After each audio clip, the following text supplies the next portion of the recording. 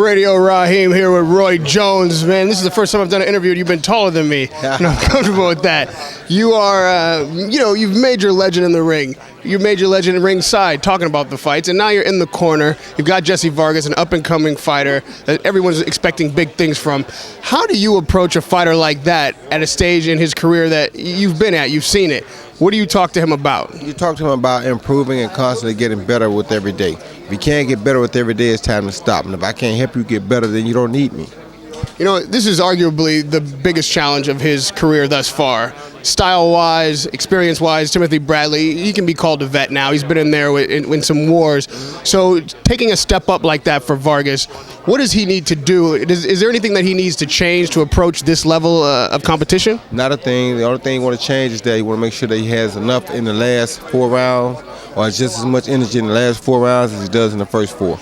Nobody would call Timothy Bradley a knockout artist, but certainly Vargas hasn't had a knockout, say, in 4 years, and Bradley is used to wars. He's used to stand in the middle of the ring, exchanging heavy shots. Is that the kind of fight that Vargas needs to avoid, and are you doing anything to increase his punching power? No, we are fine for whatever kind of fight it turns out to be. If you notice, the last fight he had to stand in the middle of the ring in Macau and exchange heavy shots with DeMarco, and he did a pretty good job of it. So as long as he can bounce back and get himself back together like he did in that fight, then I think he'll be fine.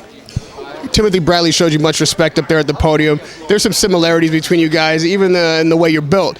Do you see in Timothy Bradley anything that reflects a young Roy Jones Jr.? Of course. I mean, the personality, the war style, the willingness to go out to make changes in the middle of fights. Timothy is an exceptional person and an even more exceptional fighter. He's the kind of guy that can make adjustments on the fly. I mean, I love everything about Tim Bradley.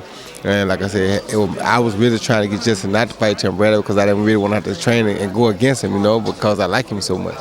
But for both of those guys, it's a big event. It's an opportunity for both of them. So you have to back and look at it and say, hey, how can you deny them of their opportunity if they got to fight each other, take advantage of an opportunity, and they got to do that. So you say, okay, let's ride with it. But I didn't want to see it happen that way. But like he said, it's business. We got to do what we got to do. So. Now, obviously, you're not in the business of advising Timothy Bradley. You're in the other corner, but putting this fight aside, the loyalty's there. You guys are clearly friends. He's at a pivotal moment in his career as well. He's got to decide which direction he's going to take this thing. If you were advising Timothy Bradley, what do you think should be next for him? He said he wants to be on the road back to the top. What does that road look like? Well, for him to get back to the top, what he probably should do is look at fighting guys that are winning. But right now, I can't really tell him what to do because I got to train him. I got to try to derail it. You know what I'm saying? So it's not fair for me to tell Tim what to do when I need to worry about what my guy needs to do. So, I mean, both of them got to look at fighting the guys who are at the top, but they got to get themselves in position to fight the guys who are at the top in order to make the next step. So. I got to talk to you now, putting your commentator hat on, your analyst hat. Obviously, the last 3 weeks, we've had some tremendous fights, as far as the spectacle in the ring on May 2nd being what it was. I'm going to take you all the way back there.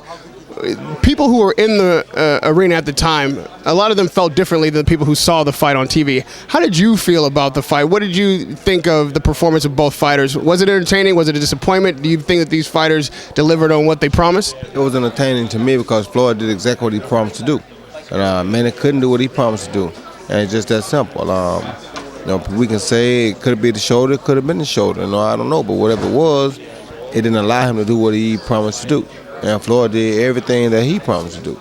So, I mean, you can't be disappointed in Floyd because he did what he's supposed to do.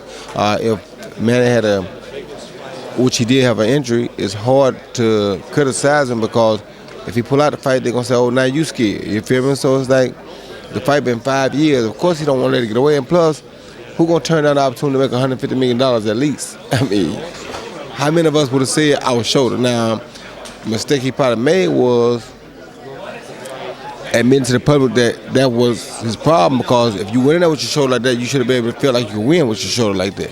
That's the big problem. You should have never said a word about it, because if you went in there, you should have went in to win like that. You win or lose with that shoulder and you keep it moving. But when you go in there and you come out, you don't win, you say, well, it's because of my shoulder. Now you making people say, wait a minute, why you let me pay for this if your shoulder messed up? So that's what made it hard for him. But,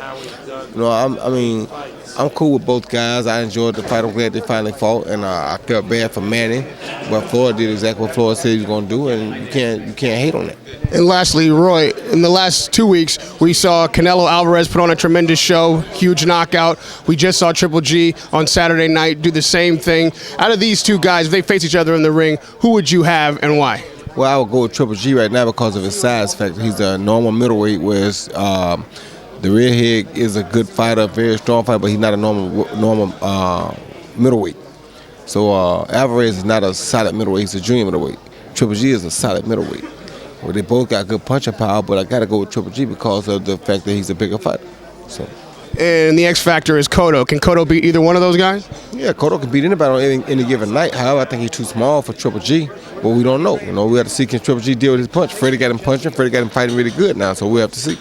Roy Jones, it's always a pleasure to talk to you, man. Radio Raheem with Roy Jones Jr.